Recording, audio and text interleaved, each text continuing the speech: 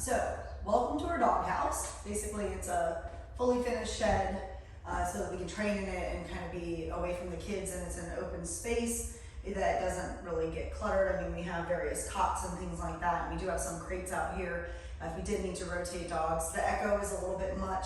I haven't figured out how to mediate that yet, so hopefully the audio is not too bad. Going over how to teach a puppy or any dog that's new to you how to recall starts with food, typically. We like to use their meals for training sessions as much as possible. When you drop food in a dog's bowl and you walk away, you're missing a pivotal opportunity to socialize with your dog, train your dog, bond with your dog, and develop social structure with your dog, hierarchy, for lack of a better term, with your dog. You can mitigate a lot of resource guarding by hand feeding. You can encourage your dog to focus more on you. It gives you more value. So especially with young puppies, we really recommend turning every meal into a training session. And I know that kind of sounds tedious, but it's not necessarily like, hey, we're going to give you one piece of kibble, all day, so it turns into this constant, having to hand out little pieces. We look for opportunities to jackpot. And jackpot would be, hey, we're giving you 1 or 2 pieces and suddenly you did something extra special and I give you a whole handful. Other examples of jackpotting would be, or when you would jackpot, would be like crate training. Whenever we start puppies in a crate, we put a heavy emphasis on feeding in the crate. So I might give a food toss, like a little treat to put them in the crate. Anytime I put my puppy in the crate, I toss a treat in, every single time, until they're well over a year old, because I really want a strong positive association to the crate. I don't want any avoidance of the crate, and then I might add a handful of kibble into the crate, so giving them that kind of quantity that will meet their caloric needs, as well as developing value in the crate.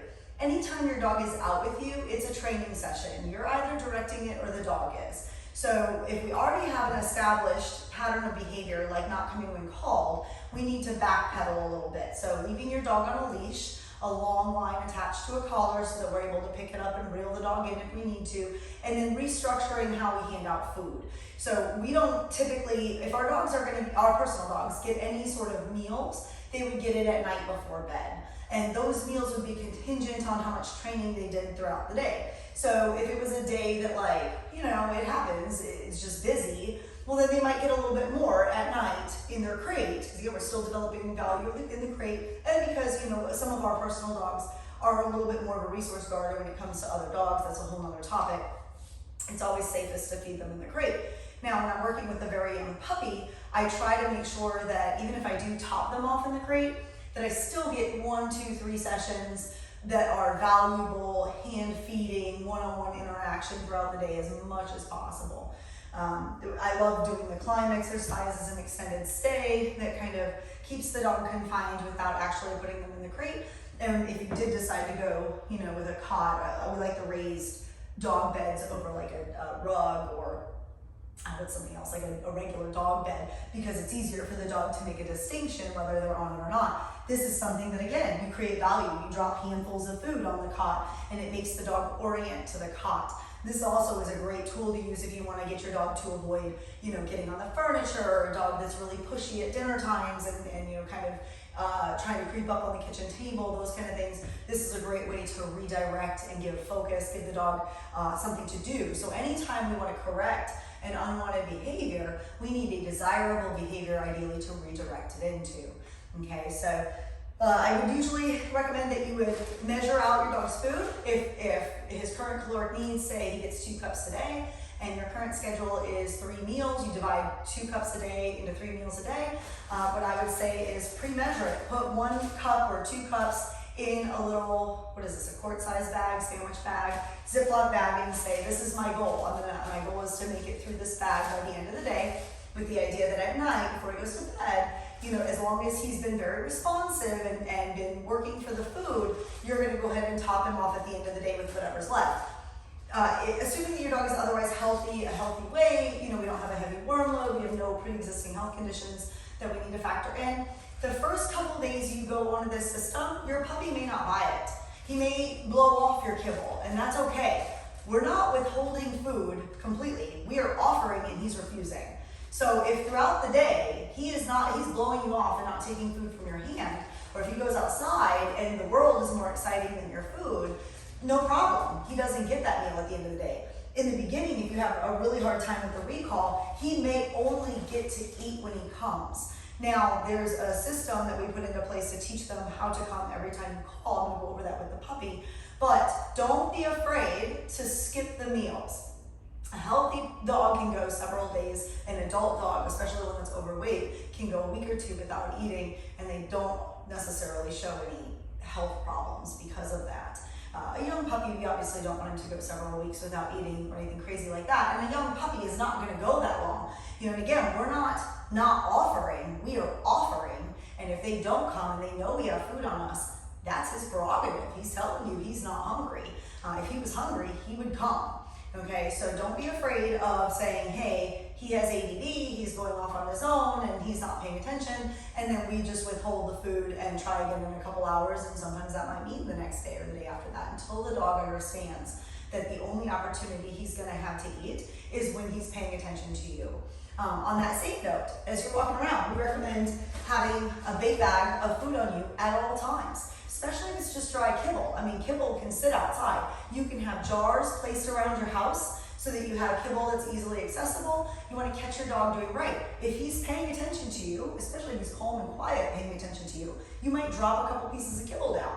So it's kind of like leaving breadcrumbs, a breadcrumb trail everywhere you go. If he's following you, and he's paying attention to you, that's the quarter that you put in the gumball machine and dispenses a gumball. So you want to catch him doing right, and anytime he's being attentive, that's a good opportunity to just go ahead and reward him, whether you ask him to do it or not. The same way when I work on things on the cot, if my puppy spontaneously goes over to the cot, even if I didn't ask for it, a lot of times I'll go over there and I'll reward him.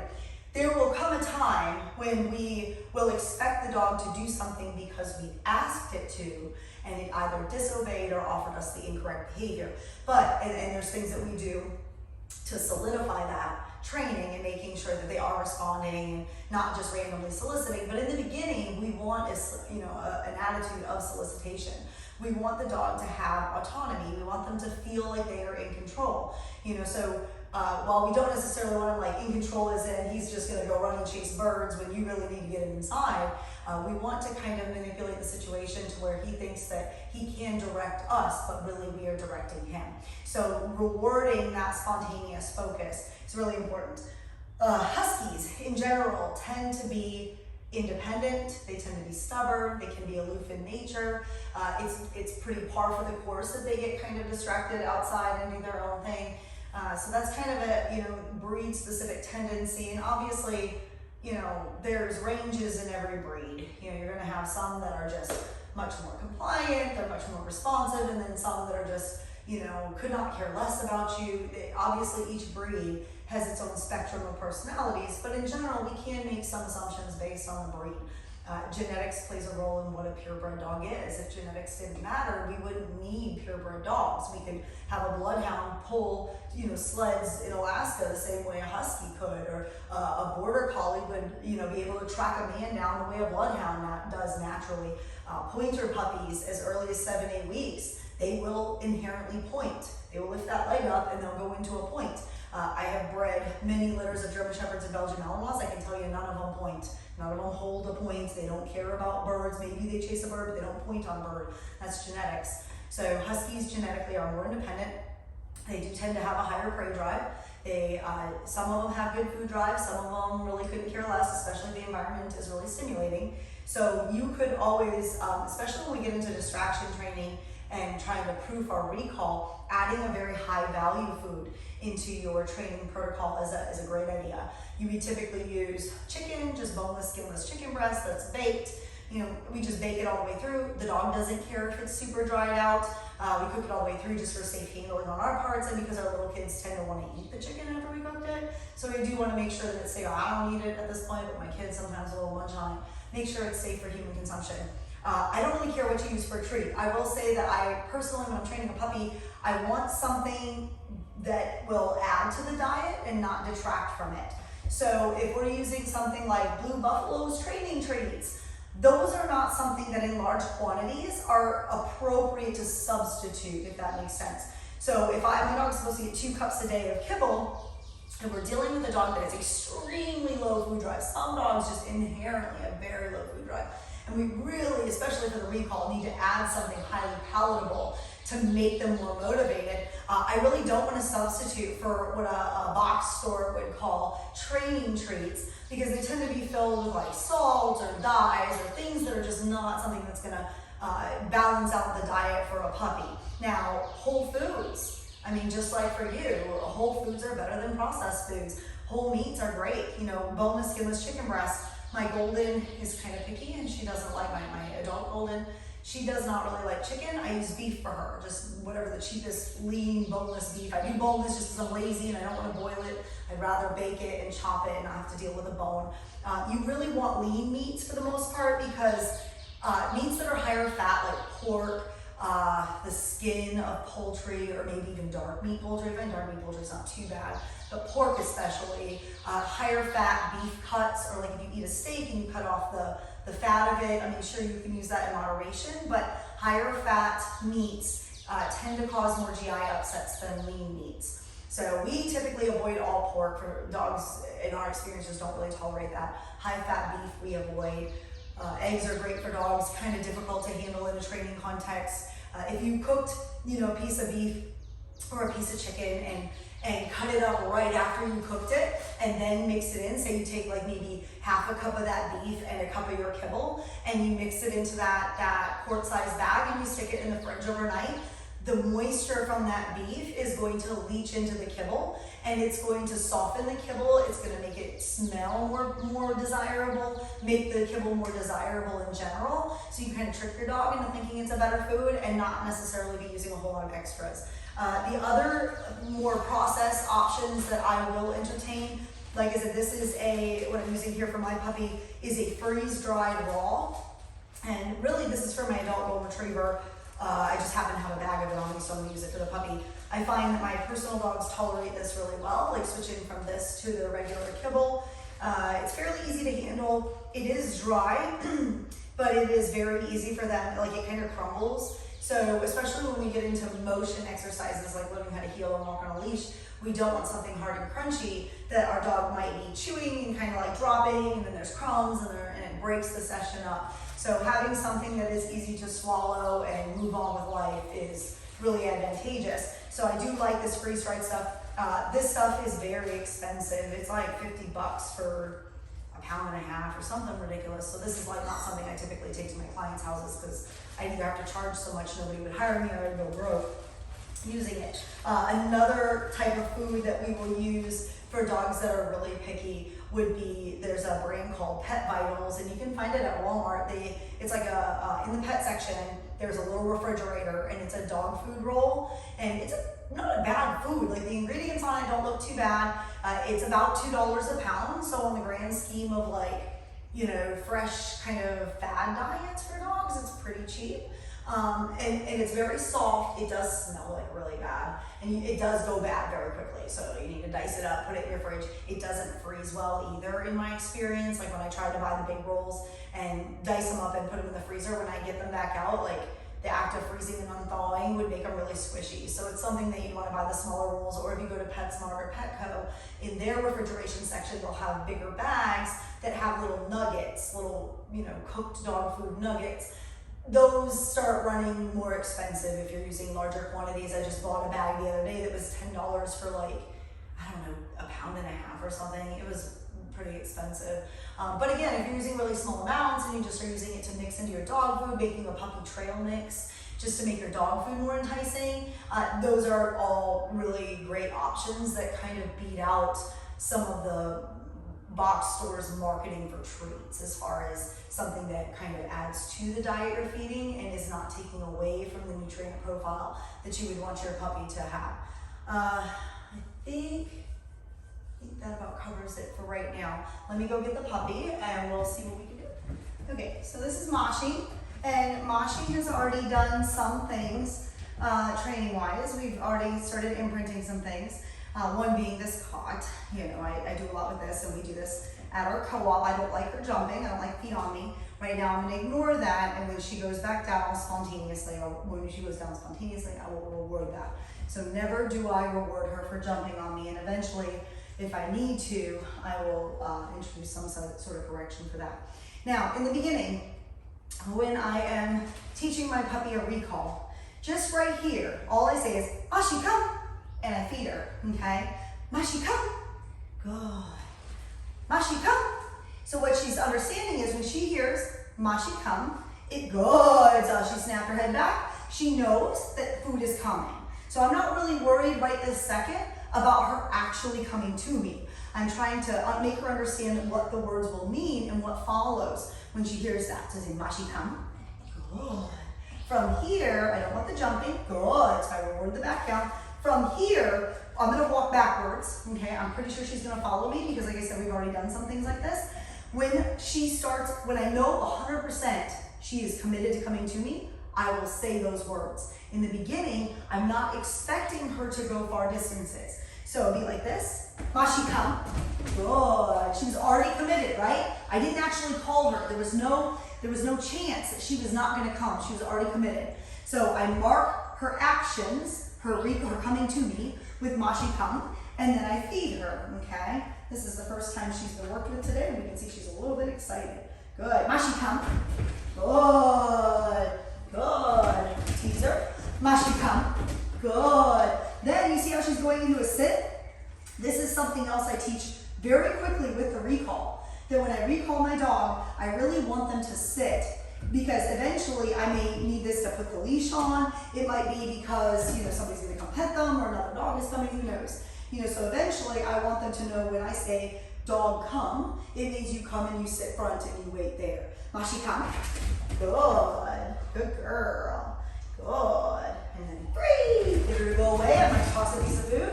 Mashi, come, good. See how she comes right back? So again, I'm not technically recalling her. She's just coming to me because I have something she wants. So I'm able to mark that behavior. Breathe, good girl. Good. Mashi, come, good. Breathe, good. Breathe, good. Mashi, come, up, good. Sit. Good, so that was almost my bad, right? Breathe. Right there, right? She turned around looking for another piece of food, and that was poor timing on my part. Because at this age, and the fact that I don't have her, I dropped a piece of food, I don't have her on a leash, so let's say in that moment that she had continued to sniff around and things, I would have lost some of the value in my Mashi, come. Okay, so I want to make sure that I'm only calling her when I don't have a leash on, when she's already committed to coming to me. Now, you see she wants what I have. In the beginning, if you're going, dog come, and you're feeding, and he's not responsive, don't beg him. I'm not begging her. Maybe I can bring out a dog. I'm trying to think if I have a dog right now that would ignore me. If she's sniffing and preoccupied with the environment, and she knows I have food, I don't ever beg. So I'm never gonna shove the food in her. Like if she's sniffing, I wouldn't come down here and shove the food. I would stand still and I'd wait until she looks at me and says, hey lady, feed me. Then I'd say, oh, okay, yes, I'd love to feed you. And I bring the food down. When she's already choosing to engage me, that's when I engage her. I don't beg her. Because if I start begging her now, that's the stage that I'm setting in the future. So you should have food on you at all times. If your puppy's ignoring you, he's not hungry enough. Okay, like I said, we talked about in the last little segment, that we can add some things to expedite the process to make things more palatable. When your dog gets really good, free, like these food tosses, you can build up, whoopsie, she did it like a somersault. You can build up the speed on the recall by having her come back and forth. You're really pushy today. Good girl. Good. Free. Good. So you see I can make her go away, and then she flies right back. Good. Climb. Good. So it goes into much more than just the recall. On this note too, this is also kind of how I start leash training. So I personally never let my puppies pull on a leash. Okay. When I walk, if I have them, like if I'm doing a long walk, which I don't do too much with young puppies, but she has gone on a 1 mile walk with me and the kids. And for that, I can have her completely off leash. When I'm walking the block and a half, that's kind of more trafficky, I'll put her on a harness and a flexi leash. So the harness is letting her get that pulling feeling without it being on her neck. And it's not that I'm worried about injuring her neck, it's that I want to keep her neck sensitive. So I don't want her getting used to pulling on a leash. When I'm actually working on leash training, and with her I have some competitive aspirations, but I would be on leash, I would be walking like this.